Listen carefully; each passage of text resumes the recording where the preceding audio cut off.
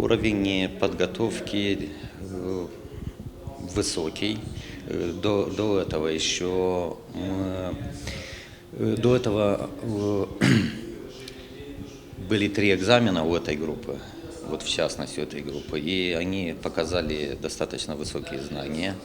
То есть, средний балл где-то 8,75, то есть почти средний балл 9. Работы, которые вот представлены для защиты, они интересны. Некоторые из них имеют много новизны. И есть и очень хорошие отзывы и рекомендации рецензентов. И раньше бывал председателем комиссии.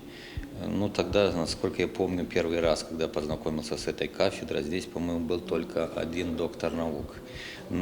Сейчас их уже стало больше. То есть кафедра развивается, и видно, что они не остановились например, что было вот 5 лет назад.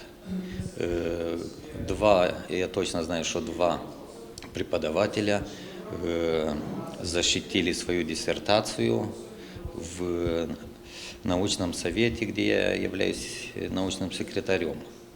И я их знаю достаточно хорошо. То есть,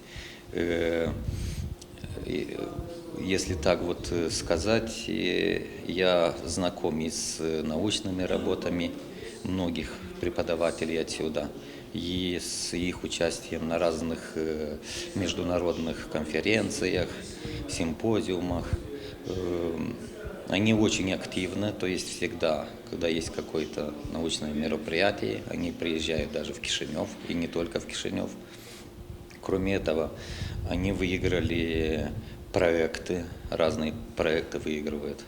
А это говорит о том, что действительно коллектив, то есть идет вперед и развивается.